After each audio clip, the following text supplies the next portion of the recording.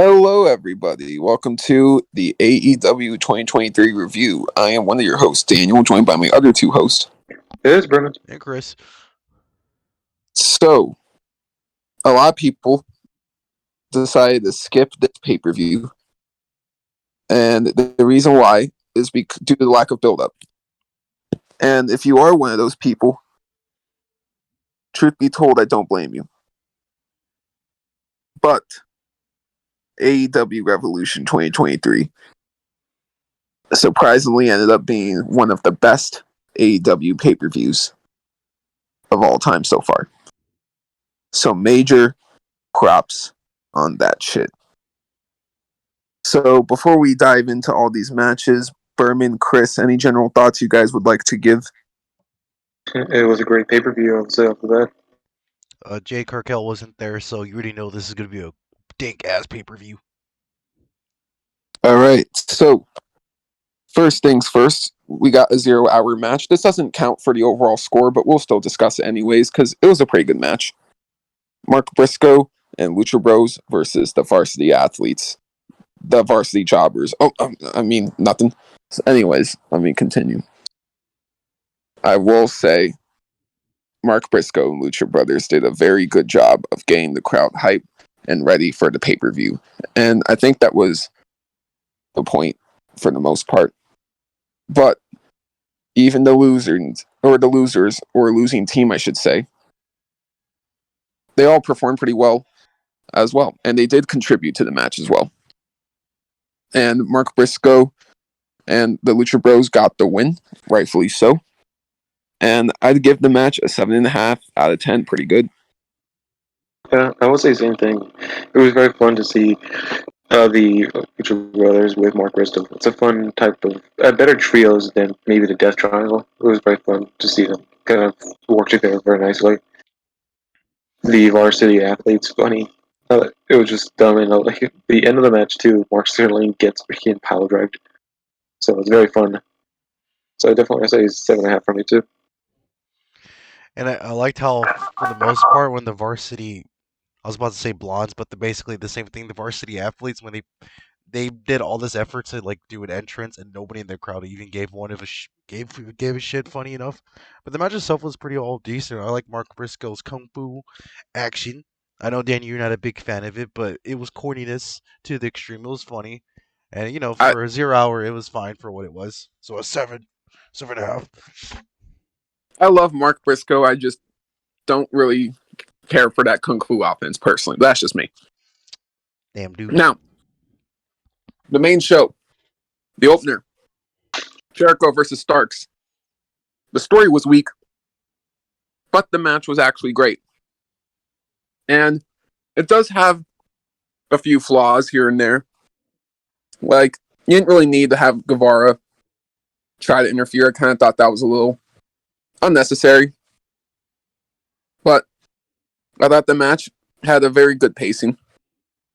And the last few minutes were pretty solid as well, with that spear getting countered into an awesome code breaker. But Jericho took too long to go for the pin, so that one was on him. He could have got the win, but he didn't thanks to that.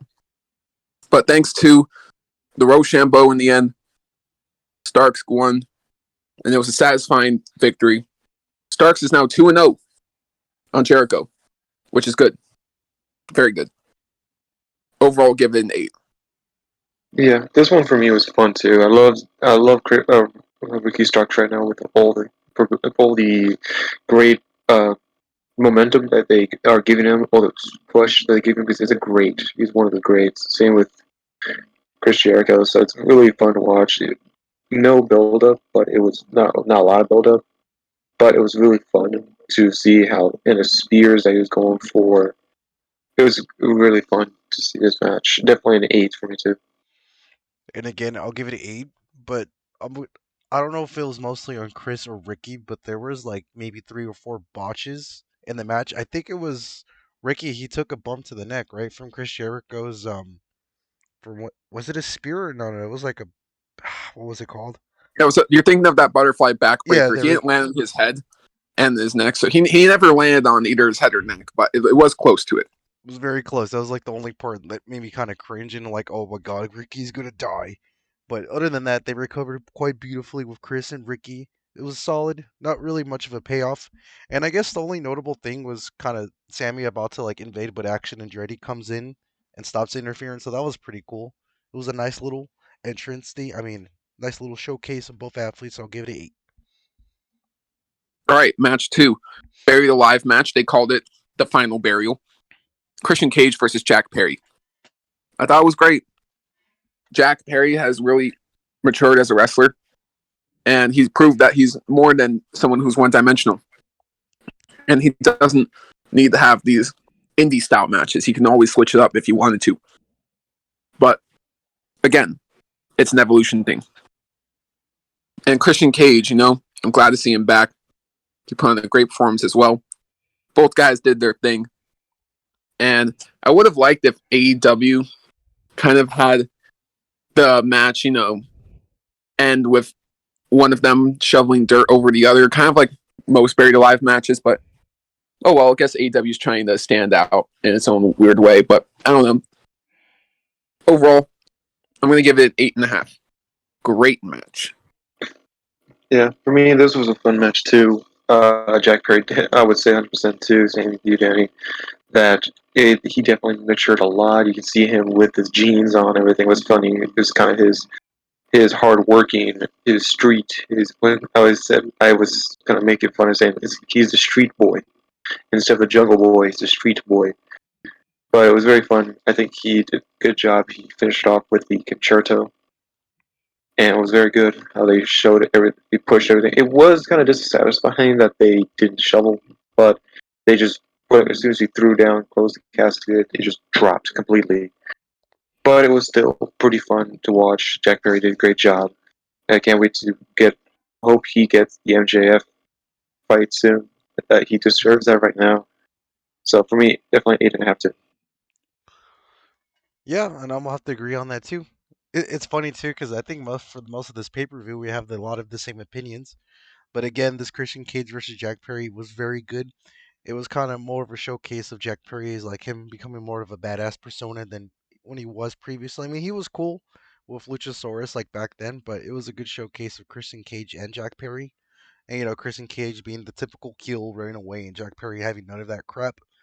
But I'll agree with you that too, Berman, because just the fact it was kind of like anticlimactic towards the end, where the cage kind of just drops with no proper burial. But I don't know if that's more. Is it a copyright that WWE does that sort of thing, or they had to be kind of different, or I don't know I if that's doubt that. trademark. So they I could have doubt that just putting shoveled it. dirt on someone would be copyrighted. You don't know, man. Vince is weird with like that. But that's like the only critique I can really give it. I really enjoyed it, and that sick. What was it? Jungle Boy. I mean, Jack Perry's like backflip off the stage into Christian Cage was pretty fun, and it was really good. And then him countering the Chicarito. I can't say that word, but you know what I mean. Concerto. There you go. Thank you. I'll give it an 8.5. It was really good.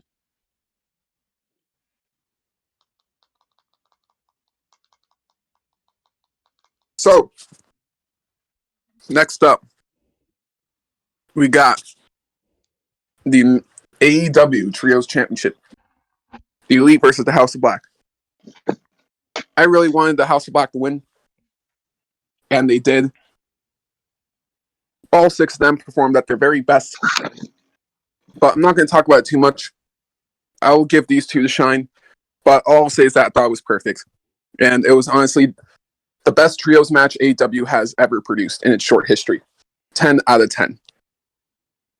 Yeah, I loved this match. I was hoping House of Black will win myself too. The entrance was great. The masks were brutal. I think my favorite was freaking Brody Lee's. Sorry, not Brody Lee. Sorry, really. Brody King's face paint. That was a really nice, cool, and creepy face paint he had on it. But it was very good. The match was awesome. All these moves just coming out of nowhere. When we were watching it in the theater, we thought, "Oh, I think Elite's going to win after the V trigger, the combination V trigger." But no, it was a great save by Buddy Murphy, Buddy Matthews. So it was amazing. The finish was added from the Dante's Inferno, and finally, the House of Black got the recognition to finally get a championship for their side, and I think that's great for them. House of Black should hold that for a good while. This would be a fun one, definitely 10 out of 10. And then I'll give it a 10 out of 10. Just the fact that the Elite, there were so many times throughout the match where it was very close. Where you're like, oh my god, damn it, they're gonna like clutch this. But I think the one thing that made me laugh the hardest is when Julia Hart tried to get involved and then Kenny accidentally does like a V trigger towards her face. Like that was pretty funny, and he just like randomly just shrugs, he's like, "Oh well, fuck it, it's fine." But that cockiness of him and the Elite ended up costing him the most because the House of Black were playing these mind games with the Elite, saying like, "Oh, whatever, you can do your thing," but then those are our titles, and I'm glad they picked it because it was a good showcase. And if they do like, if they run it back, that'd be awesome. But even more awesome, I want a Malachi Black versus Kenny Omega singles match because when those two were going at it, the combos were insane. So again, I'm gonna give this match a 10. It was flawless. It was really good, and it was a good choice of the champions too. All right. AEW Women's Championship match. Jamie Hayter, Saraya, Ruby Soho. Pretty good match. No match with Jamie Hayter is a bad match, though, let's be honest. And the match ended with a battle of pinfalls between Jamie and Ruby, and Jamie won. After the match, Ruby turned heel and joined Saraya and Tony. No. This story is shit, Yes. but we got a turn. And maybe AEW can take this shit and make it something better. I do believe that this can get better. But this match is a 7.5. And seeing Britt Baker be the manager instead of the one in the ring for a big time women's match is kind of funny. I just wanted to point that out, but that's really all I have to say. 7.5 out of 10. Yeah, for me, it was just a fun match. I was hoping a lot from Ruby just to see if she could improve and see if I can get Chris to actually like her a little bit more because No. he really hates her. And I think she did a pretty okay job, and I think she's going to get a lot better with the team up with Soraya and Tony Storm. I think Ruby should show more of her talent, and I think she is one of those secret gems in that division. But I think this match, even though this match was fun, it was really the pinfalls was not that. It was kind of, I think it was kind of weak to see Jamie kind of win by that, but I think it was still fun to see, and I think it's okay at the same time. So I give this a 7.5, and I can't wait to see more from mainly Ruby. And And that's all good. I'm in the same boat with you guys. It was a 7.5. I still don't like Ruby, but I understand they're gonna push her, so it's fine. So maybe she'll improve.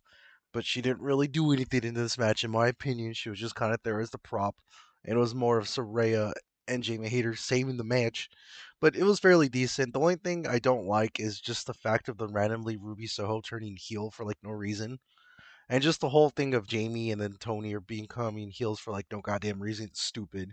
But I'm not gonna fault the match for that. I really enjoyed it. It was a good trios match, and if we do end up doing something similar, I'll look forward to it. But as of right now, it's just 7.5. It was still good though, Well, you gotta call them triple threats trios, man. because there's three people, man. Calling it trios because there's three of them.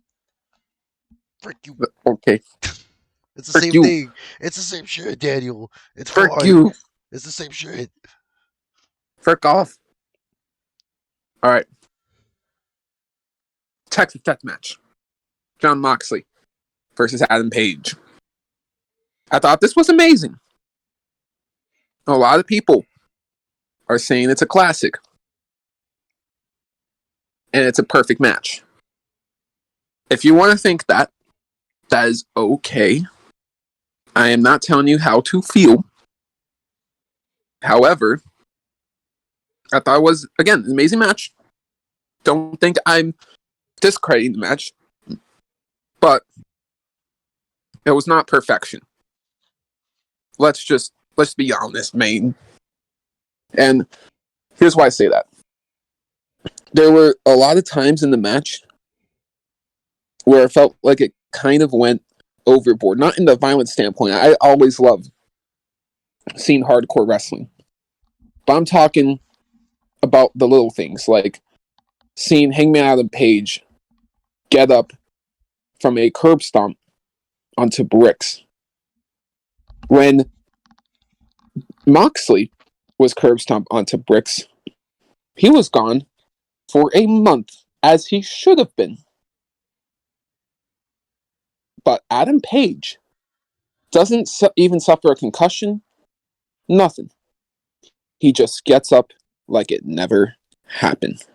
And that's not the only moment where I went, seriously? That he got up? It just kind of was over the top for me personally. Like, it was a bit much. Like, come on. I understand, though.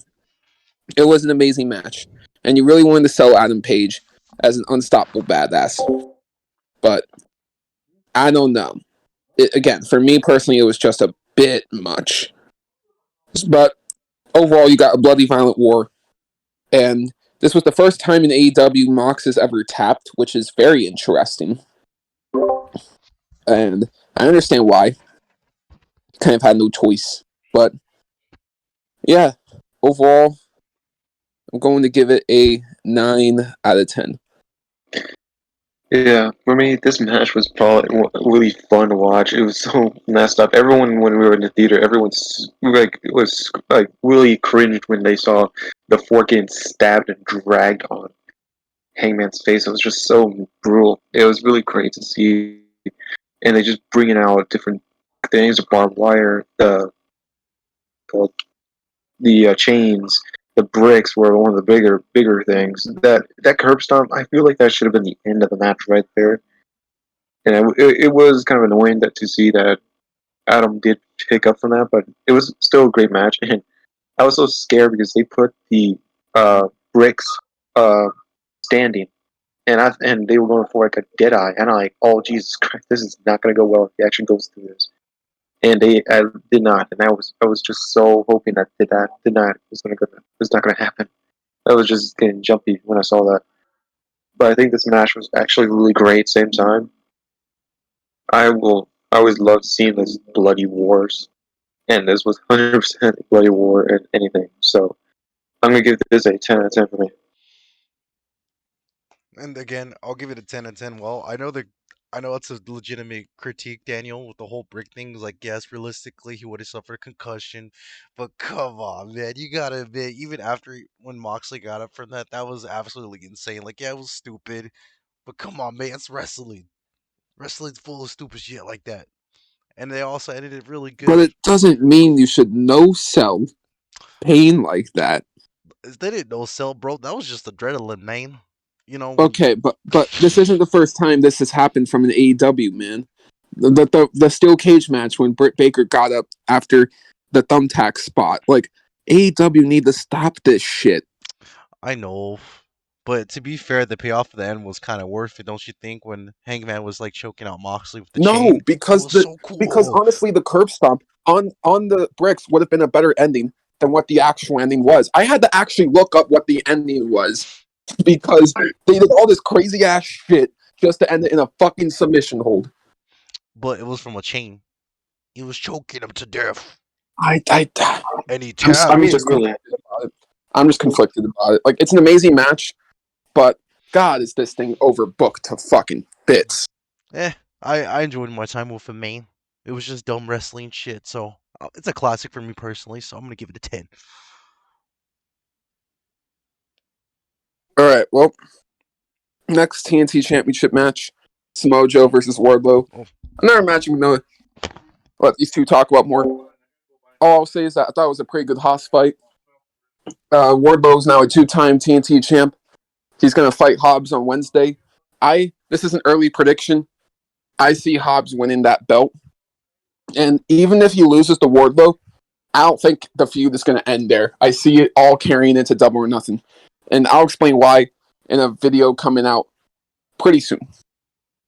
But overall, I'll give this a 7.5 out of 10. yeah. So for me, this was a fun match too. I do love Warlock, and yeah, he's actually back. This was a fun match. The kind of like the whisper in the wind he did, it was great to see. It was fun. Yeah, I think that the end of the match was the most cool, kind of coolest to me is that he pretty much jumped on on Samoa Joe's back and fell downwards, kind of, and just choking him out, Samoa Joe out with pretty much the completed collection. And I think that's nice and kind of embarrassing Samoa Joe. So I think that was fun. I think to me 7.5 for me. And yeah, honestly, this is probably the best example of Samoa Joe versus Warlow because I remember last time when we saw them at Double or Nothing, it was like the most like mediocre, slow pacing. But this is downright just it got to the point. They're two big giants. You don't need to be slow for these kind of matches. It was a good mid Carter match. I'm glad that Warlord won, but I hope to God I know it's not gonna happen. But if Powerhouse Hobbs finally wins the TNT belt, I mean, he's long overdue. But if he doesn't, it's okay because Warlow didn't get that proper TNT run anyways. It was kind of lackluster, but for the match itself, it was insane. Warlow is a beast. He went back to his former self, and Samoa Joe looked pretty strong, and he still is the Ring of Honor champion. So there's that. So he didn't go away completely unnoticed. So I really enjoyed it. I'm gonna give it a 7.5. Now, the next match, AEW Tag Team Championship match, The Guns versus The Acclaim versus Jeff Jarrett and Jay Lethal versus Orange Cassidy and Danhausen. This is kind of just a dumb fun match. You know, don't really think about what's going on too much. Because if you do, you're probably not going to like it at all. And that's just me being honest. There are some fun moments and solid stuff. But from an objective standpoint, this is definitely my least favorite match of the entire night. And I did say objective and then followed by an opinion, but I should rephrase that. It was the worst match of the night. Like, objectively the worst match of the night. But even then, it was still decent. And it was not bad. And the Guns retained as they should have. And the only reason why I say as they should have is because of what happened after the match. And I'll talk about what happened after the match in a little bit, but I'll leave it to these two to talk about it more. Overall, it's a 6.5 out of 10 for me. I mean, this was fun. I don't want to do that much because to me, it was a very fun match to see how they did. Danhausen did little fun things.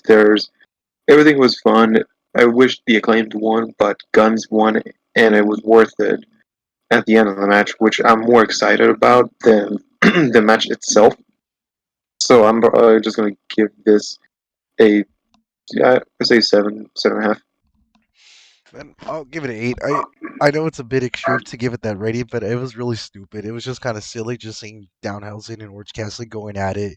And there's moments I believe Jeff Jarrett and Jay Lethal were actually going to win, but it was cool. But again, the ending is what really made this match kind of step out for me personally, but I'll let Daniel get into it. So, afterwards, FTR are back here. And they are back to save this absolute fucking joke of an AEW tag team division. While I was watching this Fatal 4-Way, I was thinking in my mind, FTR, please come back and save me. And thankfully, they answered my fucking prayers.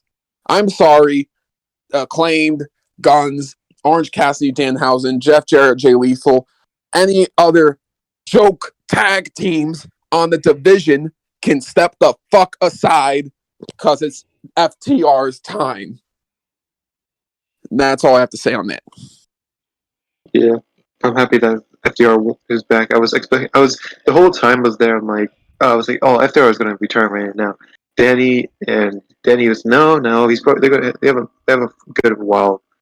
And then I was right. It was a good shock for everyone. So I was happy to see FTR back. I can't wait to see those get those titles back and reclaim what should have been theirs and make the freaking tag team division a lot better. Indeed. See. So what's your thoughts, Chris? Well, honestly, if I'm okay with the Guns winning just as long as FTR does take the belts, but if they don't, this is a complete waste of time and FTR should just go to WWE. But I highly doubt Tony's going to be that stupid for Double or Nothing. But we'll see. Hopefully he makes the right decision. It's their time. It only took him 4 years. Well, 2 years technically. Yeah, because they lost the belts in 2020, the Young Bucks. Yeah. Now, we move on to the main event. Actually, before the main event, I gotta talk about a huge issue I've been having with AEW's commentary. It's gotta be brought up because I've had enough of it. And I came to this realization last night at Revolution. They try too fucking much to be funny. And it's absolutely stupid. I understand trying to give the audience a laugh, but if there's something crucial going on and you're talking about whatever foot virus you fucking have instead of what's going on in the fucking ring, I don't give a fuck. And the AEW needs to stop this shit because I'm really getting fed the fuck up with it. Yeah, it's I say that's completely fair too. It's a good So, point. oh wait, what, Chris? Oh no, I was gonna mostly blame it on Tony Schiavone because that's the only time the commentary kind of fucks it up, where they go to Him and like Excalibur, bro. they can't work together. Oh, professional. They gotta be separated, dude. Like people like to blame Jim Ross, but are you all hearing the bullshit Tony Schiavone and Excalibur are fucking talking about in commentary? Like, Jesus Christ. Anyways, main event time. AEW Championship match. MJF versus Bryan Danielson. Honestly, the more and more I thought about it, at first, whenever I saw the Iron Man match, a lot of people were already saying it was one of the best Iron Man matches of all time, and I kind of questioned that. I was like, I don't know. It was perfect, but was it that perfect? Then I thought about it more and more, and now I've come to the conclusion that it is indeed one of the best Iron Man matches of all time. At least the best in the last 15 years, I'd say. I would go that far. The best since Brock versus Kurt. It's easily the best since Brock versus Kurt. So it was just perfect. I already talked about this match quite a bit on our website, which we'll leave a link in the description too. That's right, recreated a website, thepowerbombproject.com, currently in beta mode, but it will have more and more soon. So subscribe, be on the lookout. We highly recommend that. But anyways, back on the match. Honestly, match of the night for me, even with the masterpiece of a trios match. And two classics. Good fucking shit. For some people, 3, if you include the death match. But overall, that gives away the rating. My rating for this main event is a 10 out of 10. MJF retaining was the right decision. Yeah, this was a masterpiece of a match. Everything was so like tense. It was so funny. It's like all the time, like most of the time when he got a fall, went outside and took a water break and just drank some water and then get back into the ring. It was very funny. And we're going to talk about an issue that happened in that match too. And I'll let Danny do that after we talk about the review about the stuff. But it was a great match. Every move, everything was so suspenseful. It was first like as soon as the 60 minutes were done, it was tie.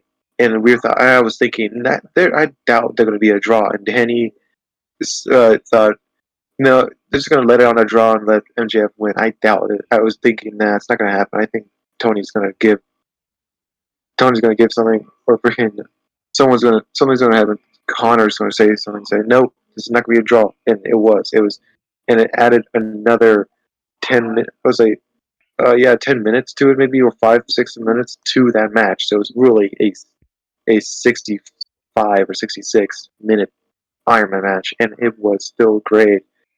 And freaking MGF uses a air canister to hit Bryan in the head and win with his own win with Bryan's finisher, and that was super brutal. But I think this just shows how good MJF is. I'm still going to be angry at him anytime he does promos and stuff, but he is still a great wrestler in anything. Same with Bryan. This was a masterpiece of a match, and if I could give it an 11 out of 10, I would, but right now, 10 out of 10 for now. And again, the only I will say this match was perfect, except maybe like the middle part where Bryan and MJF were just like pinning each other for like almost 4 minutes of just 1, 2, 1, 2. That was the only part that was kind of stupid and silly. But other than that, that's the only critique I could really have for the match. It was a good showcase of Daniel Bryan just pulling off the new talent and MJF's devious skills where he's just obviously cheating, and then the little ref bump when he saw MGF was like going to use his diamond ring to cheat, and the ref wasn't having any of that shit. And again, when Tony Khan announced there was overtime, which is insane, because I didn't think the match would be that good when it was first announced. I was like, oh, maybe it's going to be like a 5 or 6, or no, an 8 when I first thought, but I was proven wrong. It's definitely a good classic. I'm glad MJF won. And unfortunately, my voice got completely destroyed because I was yelling too much, so that's why my voice sounds like this at the moment. But it's it's classic. I really enjoyed it. It's a 10. Also, there was some controversy, Daniel, that MGF did during this match. If you want to talk about it, I don't fucking care. All right, let me get serious. So, MJF took some woman's cup in the crowd, and it looked like it was full of water. It ended up being full of tequila. And he poured it on the woman's son. And the son was a kid. Beast. And, it's just MJF being a heel. Tony Khan, after the show, apologized to the family. And, the kid got to meet his favorite wrestler, Powerhouse Hobbs. And they got free tickets to Dynamite on Wednesday. TK said he had a long talk with MJF. He probably gave him a fine.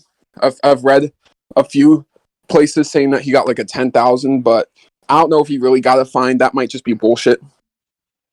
But we'll have to learn more as the story goes on. But honestly, a lot of people started comparing this to Lacey Evans. Apparently, Lacey Evans was caught in a controversy for yelling at an autistic fan in the front row and making them cry. So I understand. We live in, I say this as someone who has Asperger's, a form of autism. We live in an absolute fucking snowflake generation. You are all a bunch of fucking pussies. Getting your panties in a bunch over MJF pouring a drink on a kid. And Lacey Evans doing what she did. They should be fired for what they did. Hey, dipshits! They're villains! Their job is to be hated! That's the fucking point! Since when have we become so fucking soft that we can't even let people do their damn jobs anymore? This is ridiculous! Grow a pair, stop bitching, and enjoy the product, because that kid's life is probably better off after this happened before it did. But did you like the match, Daniel? No, I loved it. It was a masterpiece. Everyone likes to take one thing and bitch about it. After we got what was an amazing pay-per-view, they took one little thing and chose to bitch about that instead of praising what was an amazing show. Well, I think down the line people are gonna forget about this whole stupid drama. You Berman. Yeah, I would say the same thing. I don't think it was not. The thing is probably not his fault. It's just a villain. Same thing. A lot of people do. There's a lot of people who do the exact same thing. Even Jay White, who I know, who did that a good amount of times, and no one really cared. So Japanese people know how to freaking handle that shit. Even so, I think it's perfectly fine. That's how MJF is. So at least if you got a fine, that's perfectly fine. That's the only thing you need is a fine. Even if I don't think it takes away from the match. Well, Daniel, overall, what would you rate the pay-per-view out of 10? Personally, I'd rate it a 9. It was amazing. I loved it. The AEW needs to work on a few things, but they always do. Why am I saying that now? I feel like I say that constantly. AEW I feel need to like work on a few things. it, But yeah, it was an amazing match. I mean, not amazing match, amazing show.